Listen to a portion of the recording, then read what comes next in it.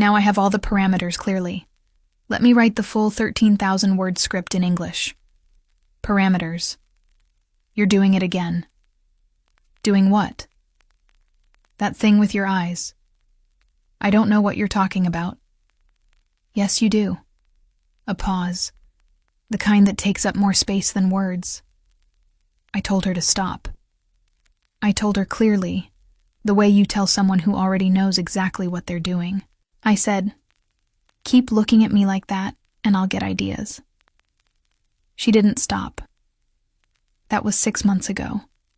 And if I'm being honest, which I'm trying to be for the first time in a long time, the problem was never the way she looked at me. The problem was the way I looked back. My name is Claire. I'm 34 years old. I have a good job, a clean apartment in Portland, Oregon, a savings account I actually contribute to, and a therapist I see every other Thursday. By every measure that my mother uses to evaluate a life, I am doing fine.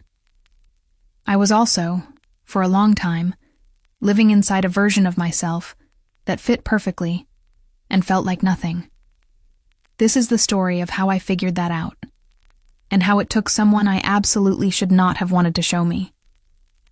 If you want to hear uncensored, too hot for YouTube stories, check out my Patreon in the description. I need you to understand something about the life I had before Ren. It wasn't bad. I want to be clear about that, because this story is not about a woman escaping something terrible. It's about a woman who had built something entirely correct and couldn't figure out why she kept standing at the window. I worked in project management for a mid-size architecture firm. I was good at it. I liked the order of it. The spreadsheets, the timelines, the satisfaction of watching something complicated move from mess to structure. My colleagues respected me. My boss, Diane, had told me twice in the past year that I was being considered for a senior director position. I ran on weekends. I cooked on Sundays. I called my mother every Tuesday and listened to her talk about the neighbors with the patience of someone who had decided that patience was a virtue worth cultivating. And I had been with my partner, Jess, for 4 years. Jess was good too. I want to say that plainly, because she deserves it.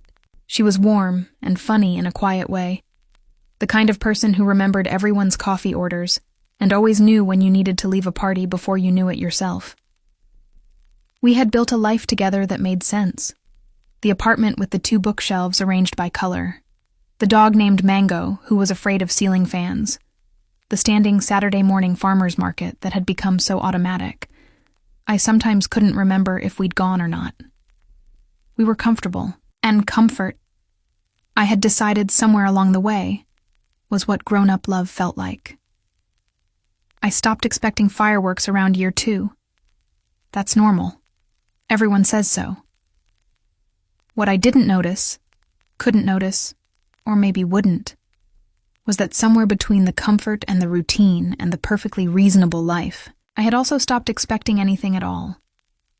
That was the version of me that walked into the Hatch and Orwell architecture firm on a Monday morning in early March and sat down across from the new associate who had just been assigned to the Henderson project. Her name was Ren Calloway. She was 29. She had transferred from the Boston office. She had dark eyes that moved fast, the kind that take in a room before she's even fully entered it. And she wore her hair pulled back in a way that was always slightly imprecise. A few strands escaping in a pattern that looked accidental, but somehow never looked messy.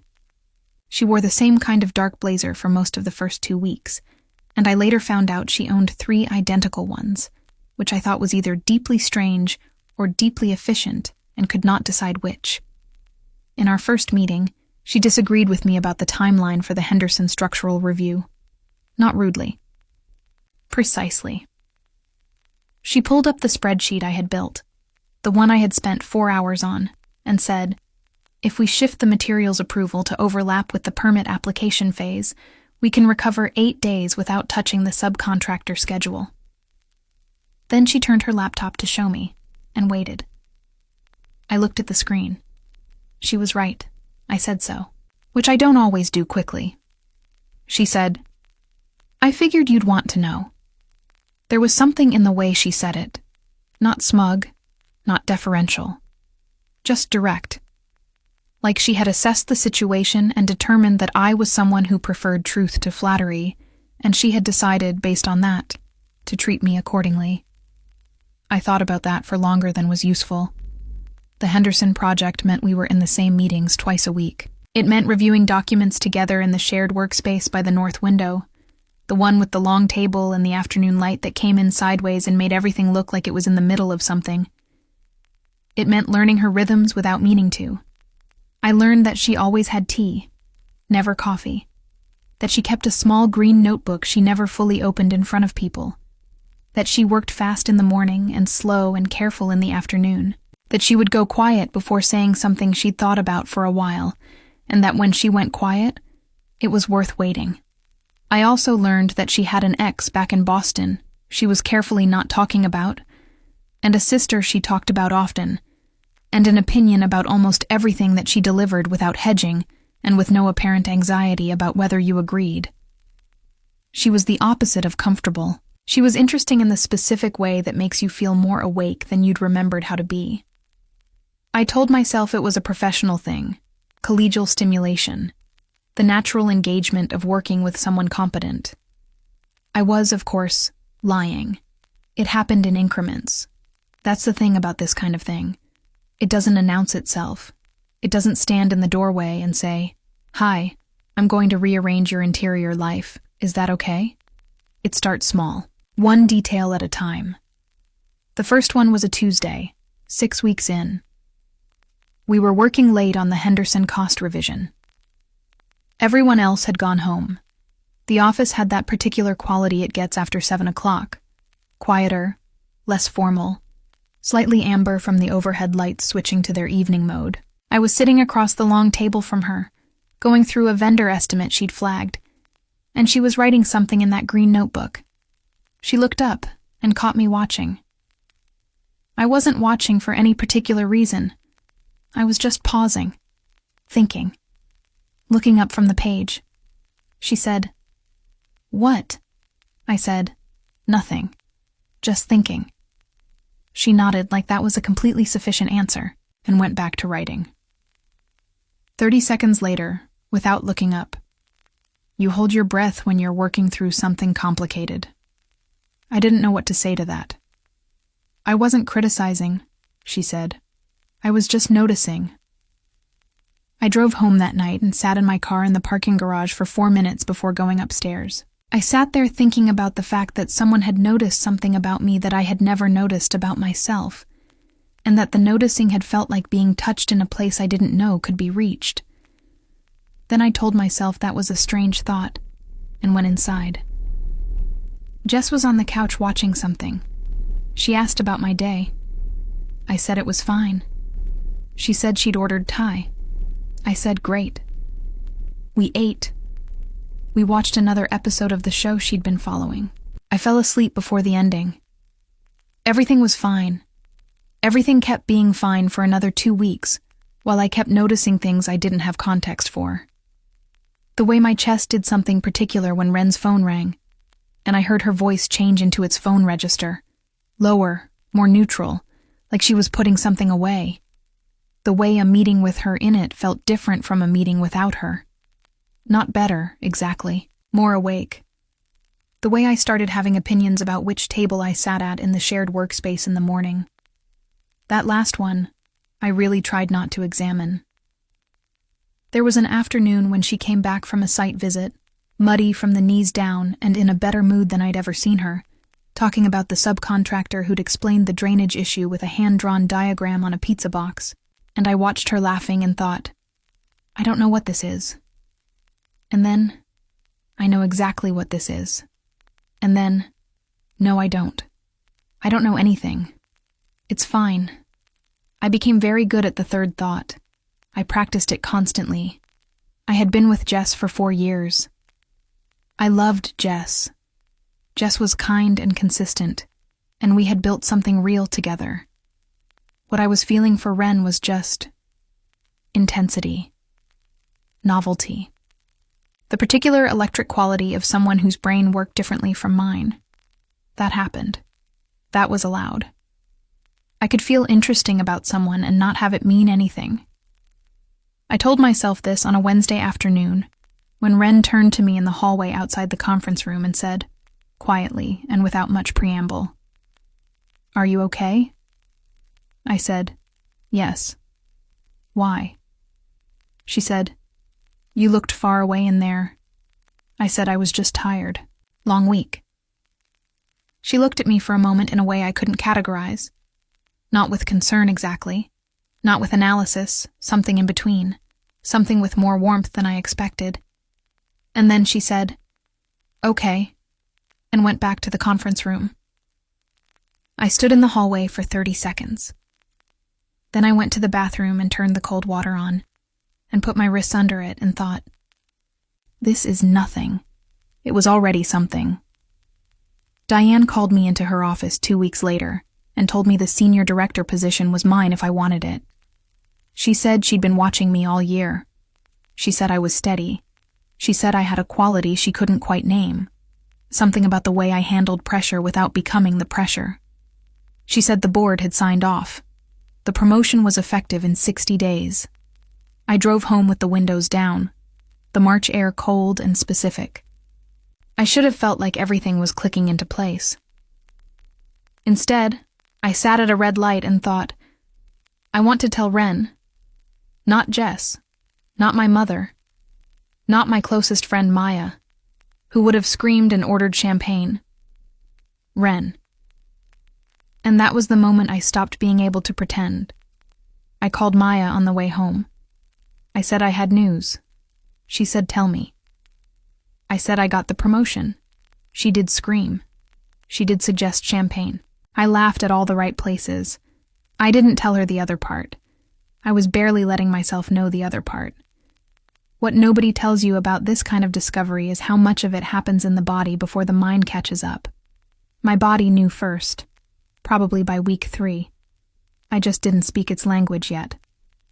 The sleep changed, not dramatically. I wasn't lying awake in crisis. I was lying awake thinking about nothing in particular, while my mind circled something I hadn't named yet. I'd wake up at 4 a.m., heart doing that low-grade acceleration that isn't quite anxiety and isn't quite anticipation, and is definitely not nothing. The food changed too. I ate less at dinner. Not because I was sad. I wasn't sad. I was too alert to be sad. Everything had a clarity to it that I hadn't felt in years. And then there was the counting. I noticed, somewhere around week 8, that I was aware of exactly how many days it had been since I'd last really talked to Ren. Not professionally, really. The way we talked when the office was empty and neither of us was performing anything. 7 days was too many. That should have been a flag. It was a Thursday in April when the comment happened. The one I keep coming back to. We were reviewing site photographs from the Henderson project, spread across the north table. It was a messy afternoon. 3 things going wrong at once elsewhere in the building, people moving fast, the kind of controlled chaos that is the natural state of architecture firms in the middle of a deadline. Ren and I had carved out the table in the north corner like a small island. She was looking at a photograph of the east elevation, frowning at something in the masonry detail. She reached across me to pull another photograph closer, and her arm passed near mine, and I became very aware of the temperature of the air between us. I didn't move. She didn't move. She found the photograph. She held the 2 up side by side, comparing. "There," she said. "The coursing changes here. See?" I looked. I did see. I also became aware that I was holding my breath. She set the photographs down and looked at me sideways. "You're doing it again," she said. "Doing what?" "That thing with your face when you're trying not to react to something." I said I didn't know what she was talking about. She smiled, small, not smug. "You always get very still first, then you breathe out very slowly, like you're trying to reset." I felt the back of my neck go warm. "I do project management," I said. "I regulate a lot." "Yeah," she said, "but not always about the project." She picked up the photographs again and went back to examining the masonry. I looked at the side of her face for 3 seconds and thought, I am in serious trouble. I went home that night and sat on the couch next to Jess, and Jess put her legs across my lap the way she always did, and Mango climbed up between us and fell asleep immediately, with the particular commitment of a dog who has found the only comfortable position in the universe. And I sat there, in what should have been the most normal, most correct, most entirely mine moment of my week. And I felt like a stranger in it. Not because of Jess. Jess had done nothing wrong. Jess was everything she'd always been. Warm and present, and genuinely happy to be there. She told me about her week. She laughed at something she'd overheard on the bus. She asked if I'd remembered to renew Mango's vet appointment. I had. I said so. I laughed in the right places. I asked the follow-up questions. And the whole time there was a voice in my chest that was saying, something is wrong. Not with her. With the question I've been answering for 4 years. I started paying attention to that voice instead of drowning it out. And what it said was this. I had chosen Jess the way you choose the right answer on a test. Carefully, reasonably, based on evidence. She was good, and I was good, and together we were functional and affectionate and acceptable. And I had called that love, because I didn't have a better framework, and because everyone I knew seemed to be doing the same math. But Ren made me feel like someone had changed the subject. Not like I was in love with Ren. I want to be precise about this. I didn't know what I felt. It wasn't named yet. What I knew was that being around her made me aware of my own edges in a way I hadn't been in a long time. Like I had been living at a low volume, and someone had turned a dial, and suddenly I could hear the song clearly. And I did not know what to do with that. I tried first to do nothing. Doing nothing is a skill I had refined over many years. I could contain almost anything if I kept moving, kept structured, kept the days full of things that required completion. The doing nothing lasted 2 weeks. It ended on a Friday evening when Ren and I were the last ones in the office again. A pattern that had begun emerging, and that I should probably have addressed earlier. And she was putting on her jacket to leave, and she stopped at the door and turned around. She said, "Do you want to get a drink? There's a place around the corner. Good whiskey list." I should have said no. I had a completely reasonable reason. Jess was making dinner. It was a Friday. The answer should have been easy. I said, "Yeah. Okay." We sat at the bar at a place called Carver's with the low lighting and the long oak counter, and we had whiskey, and we talked for 2 hours. Not about work. About everything else.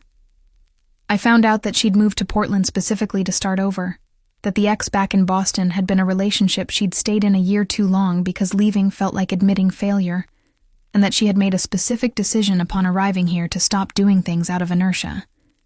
She said the word inertia, and I felt it land in the exact center of my chest. She asked me how long I'd been in Portland. I said 9 years. She said, "Does it still feel like a choice?" Nobody had ever asked me that. I said yes. Then I thought about it for a second and said, "I don't know. Maybe I should ask myself that more often." She said, "That's probably a good sign. That you're willing to look at the question." I drove home with the windows down again. The city felt different. Not better exactly. Louder. More specific. When I got home, Jess was on the couch. The dinner was in containers in the fridge. She'd waited, then eaten without me. She wasn't angry. She said it was fine. She'd gotten absorbed in something. She said she'd saved me a plate. I said thank you. I said I was sorry.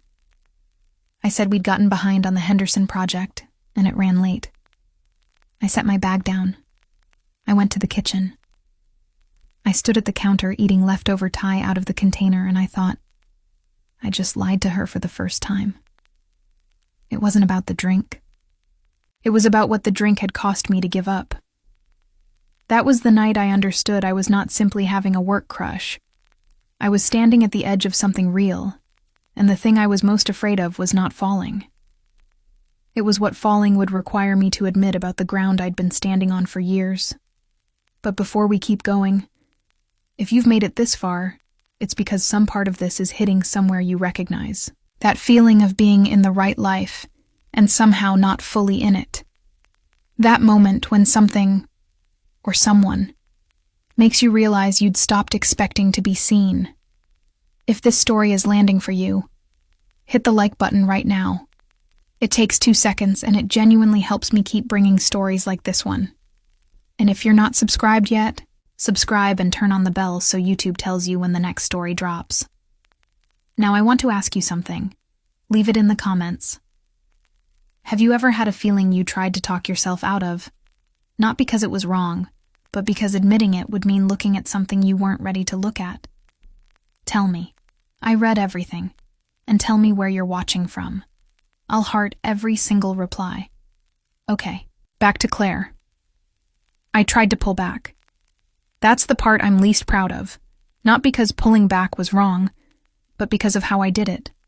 Quietly, without explanation. In the way that people who are good at managing things manage things when what they really should do is be honest. I stopped being the last one in the office. I started scheduling my afternoon work in ways that didn't require the north table. I replied to Ren's messages quickly and efficiently and kept the register professional. I suggested in our next project meeting that we move the Henderson check-ins to a group format to include the junior architects. She noticed. Of course she noticed. She said nothing for 2 weeks, which was, I later came to understand, its own kind of answer. Then one morning. It was mid-May, a Tuesday, the kind of morning where Portland decides to be beautiful and the light comes through the city like something out of a painting. She appeared in the doorway of the small conference room where I was working alone and said, "Can I come in for a minute?" I said, "Sure." She sat down across from me. She didn't open her notebook.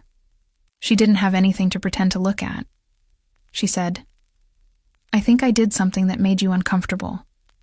I'd like to know what it was." I said, "You didn't."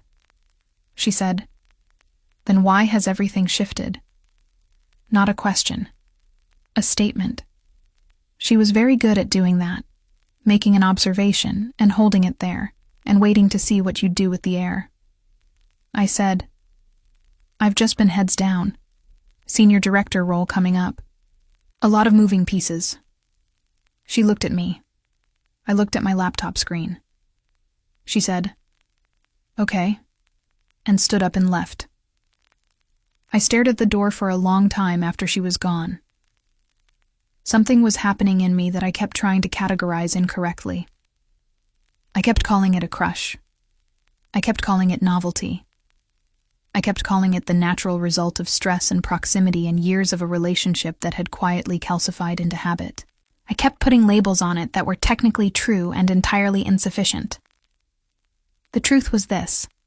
I felt more known in 2 hours at a bar with Ren Calloway than I had felt in 4 years of comfortable domestic love. And that wasn't Jess's failure. That was mine.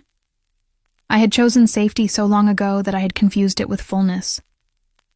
I went home that evening, and Jess was in the kitchen, and she'd made pasta, and mango was underfoot, and the apartment smelled like garlic and warm dough, and she was telling me about something funny that had happened at work.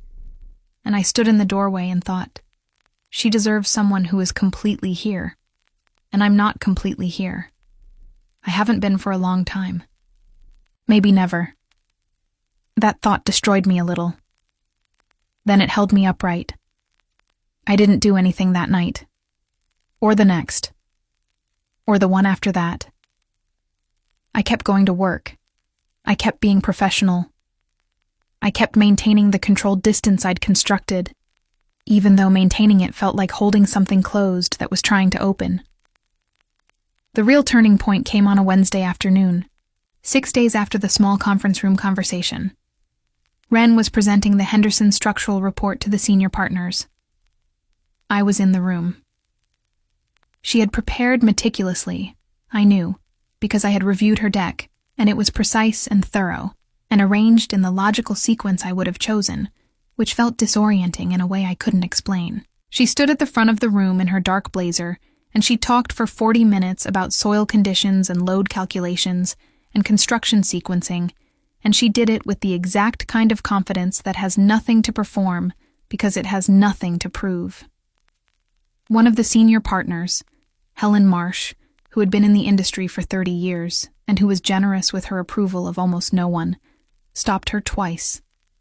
Once to push back on an assumption in the drainage analysis, and once to say, very quietly, that she thought the approach was sound. Wren took the pushback and answered it cleanly, without defensiveness, and moved on. After the meeting in the hallway, Helen Marsh passed me and said, under her breath, "Where did you find her?" I said she'd transferred from the Boston office. Helen said, "Keep her." I stood there holding my notebook. I thought about a woman I had known for 3 months who had rearranged my entire internal landscape without once doing anything wrong. I thought about a life I had built to be correct, and how correctness is not the same thing as truth.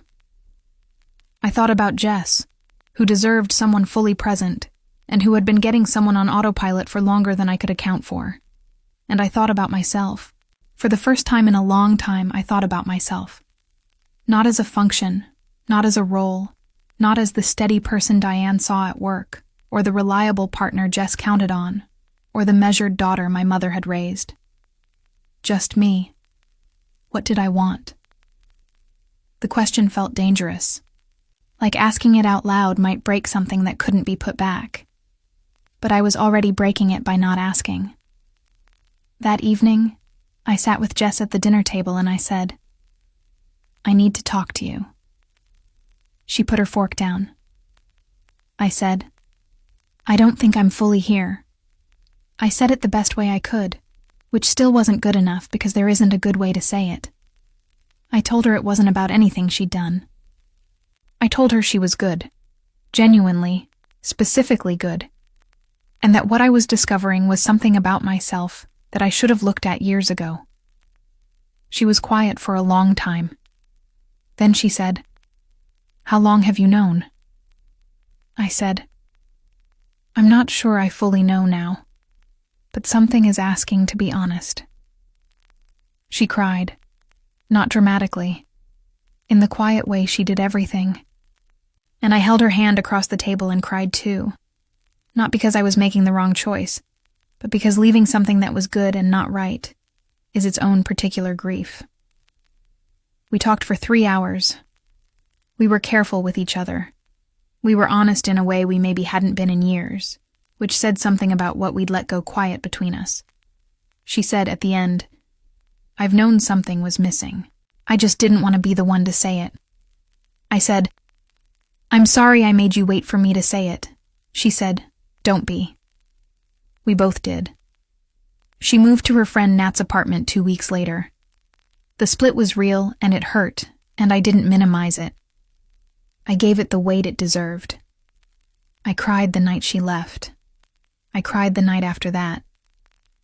But underneath the grief, there was something new. Space. Not emptiness. Space. The kind that's been occupied for so long you've forgotten it exists. I didn't call Wren. I didn't do anything about what I felt for weeks. I went to therapy. I sat with the discomfort. I let myself be sad and uncertain and in between. I was, for the first time in years, exactly where I was.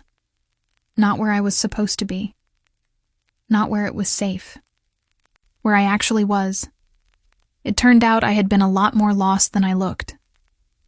Here's the part I did not expect. While I was doing all of that, the sitting with it, the therapy, the slowly learning to take up the exact space I occupied, rather than the space the plan had allocated, Wren was doing something else entirely.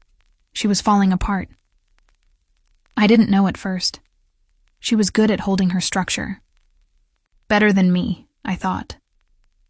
But Maya ran into her at a coffee shop near the firm on a Saturday in late May, and she called me afterward to say, "Your colleague doesn't look right." I said, "What do you mean?" Maya said, She looked like someone who's keeping something from taking her. I found out later, from Wren herself, weeks later, when we were already somewhere different, that the Boston ex had reached out. That there had been a long conversation that had reopened something she'd thought was healed. That she'd spent a week at the edge of going back to a version of her life she'd moved across the country to leave. And that she'd almost done it. Not because she wanted to, because going back felt like certainty. And certainty, when you're scared, feels like a floor. She didn't go back, but it cost her. I saw the cost on a Friday morning in June, when I arrived early and found her at the north table with a cold cup of tea and a spreadsheet she'd been staring at long enough for it to be visible she wasn't seeing it anymore. She looked up when I sat down. "You look terrible," I said. This surprised both of us. She said, "Good morning to you too." I said, "I'm sorry. That came out faster than the filter," she said. "I like when the filter's down." I looked at her. She looked at me. I said, "You don't have to tell me." She said, "I know. That's actually what makes it easier." And she told me, "Not all of it. Enough." She said she had spent 2 weeks almost choosing to go back to someone she'd outgrown, because outgrown things feel safer than open space. She said she had figured out something about herself in the process, which was that she kept performing strength because she was terrified that needing something would cost her the thing she needed. She said it out loud, plainly, like someone who had decided to stop making it harder than it already was. I said, "Yeah, I think I've been doing a version of that too." She said, "I know." We sat there for a moment. She said, "I heard you and Jess split." I said, "Yeah." She said, "Are you okay?" I said, "I think I will be. I think I'm more okay than I've been in a while," which is strange to say about something that also hurts. She nodded slowly. That's what honest usually feels like. Outside, the city moved. The morning light shifted. Someone across the office started a coffee machine, and the specific smell of it filled the air between us, dark and warm and entirely ordinary. She said, "Can I ask you something?" I said yes. She said, "The night I asked if you wanted to get a drink, did you almost say no?" I said yes. She said, "I'm glad you didn't." I said, "So am I." The conversation stopped there. Not because there was nothing left to say, because there was too much, and neither of us was going to rush it. We had both just come through something that had required us to stop doing things too fast. I started that morning understanding that whatever this was, I wasn't going to manage it. I wasn't going to project plan it or timeline it or arrange it into phases. I was going to let it be what it was and move at the speed of something real, which is slower than you want and faster than you're ready for. Exactly like the truth always is. Here is the inversion. I had walked into this story thinking I was the stable one, the certain one, the one who had her life arranged, the one who would need to be patient with someone younger and still figuring things out. And Wren had walked in looking like someone who needed nothing. Self-sufficient, clear-eyed, fast-brained. Someone who had already done the hard work of knowing herself. We were both wrong about ourselves, and wrong about each other. She was the one who almost broke first, who almost went back not because she wanted to, but because the alternative required trusting the open air, who had been performing in vulnerability so long that she'd started mistaking the performance for strength. And I was the one who, in the process of watching her almost fall apart and not fall apart, discovered that I had more ground in me than I thought. Not because I'd been secretly strong all along, because I'd stopped pretending to be. It's a Saturday in July, 2 months after the conversation at the north table.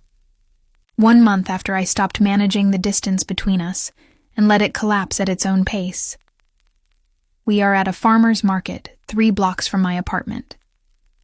Not the one I used to go to on autopilot with Jess, a different one, smaller, at the edge of the neighborhood, with a woman selling honey in small hexagonal jars and a produce stand that is operated by 2 sisters who argue about ripeness, with the focused intensity of people who care deeply about tomatoes.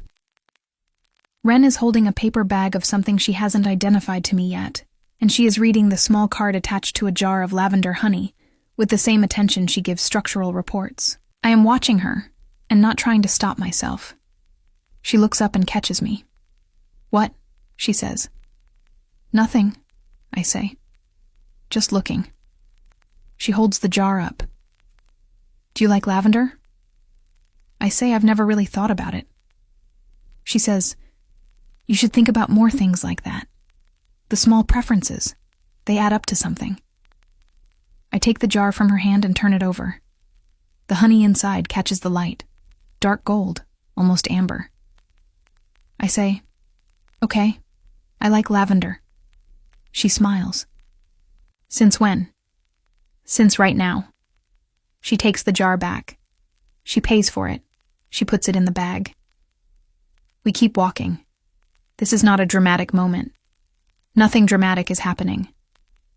We are two women walking through a farmer's market in Portland on a Saturday morning in July, and the city is doing that thing it does in summer where it seems to have decided very recently to be generous. But there is something happening underneath the ordinary. There is the fact that I am here, not because it's Saturday and this is what we do, not because it's the plan, because I chose it. Because I woke up this morning and thought about where I wanted to be, and the answer was uncomplicated for the first time in longer than I can count. There is the fact that Ren is quiet beside me in a way that is not the quiet of someone managing their presentation. It's the quiet of someone who doesn't need to fill the space, who is comfortable in it. She is different than she was in March, not softer. She's still the person who will tell you exactly why your structural timeline is wrong. But something in her is less armored. She lets things in more easily. She asked me last week if I thought the choice she'd made to stay in Portland had been correct, and she asked it in a way that meant she actually wanted to know what I thought, not just to check her own answer. I said yes. I said it plainly. She said okay, and let it land. We stop at a bench near the edge of the market. She sits. I sit. Mango, who has been trotting between us all morning with the cheerful certainty of a dog who considers himself essential, lies down immediately and puts his face on her foot. She looks down at him, then at me. She says, "Can I ask you something?" I say yes.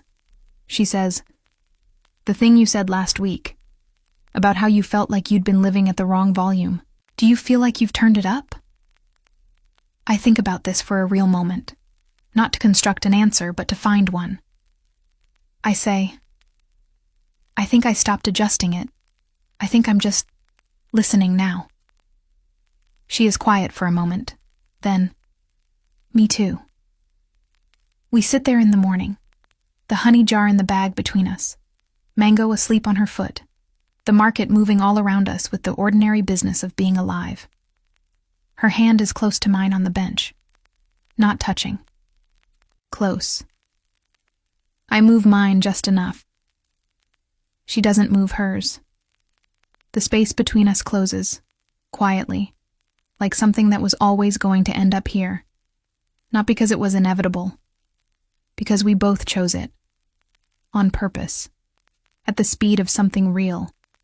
And I think about what it means to stop performing the person you were supposed to be, and start being the one you actually are. It doesn't look like a revelation. It doesn't feel like a movie. It feels like a bench, and a jar of lavender honey, and a dog asleep between you. It feels like the exact size and shape of the life you were actually living, once you finally stopped building the wrong one over it. I had come into this story thinking I was the one who had herself figured out. I was the one who had the most to unlearn. And Ren, who I thought needed someone patient, someone stable, someone who had already done the work, turned out to be the one who had the courage first. Who chose the open air before I could? Who stayed in Portland on purpose rather than going back to the familiar wreckage? She didn't save me. I want to be clear about that, because this is not that story. But she showed up honest, in a world that rewards performance, and watching her do that reminded me that it was possible. Which is, I think, the whole thing. You don't always love someone because they complete you, or because they're exactly what you pictured, or because the timing makes sense. Sometimes you love someone because in their presence, you start to remember who you are when you stop running the calculations. And sometimes that's the only discovery that counts. I didn't think this story was about me finding something new. I thought it was about the woman I met in March, about the feeling she caused, about whether the feeling was real or just the particular confusion of wanting to be more awake than I'd let myself be. But sitting on that bench in July, I understood something. The feeling was real, and it pointed somewhere true. But what it was really pointing at was this. I had been living a life that was missing its center of gravity. And the center of gravity was me. What I actually wanted. What I actually felt. The version of myself that was honest before it was palatable. Ren didn't put that in me. It was always there. She just looked at me in a way that made me stop trying to manage it. So if any of this landed somewhere in you, write in verso in the comments. That's how I know you made it all the way here with me. And if you want to keep listening to stories like this one, stories about the version of love that asks you to be more yourself, not less, click the video on your screen right now. Take care of yourselves, and stay honest. Until next time. If you want to hear uncensored, too hot for YouTube stories, check out my Patreon in the description.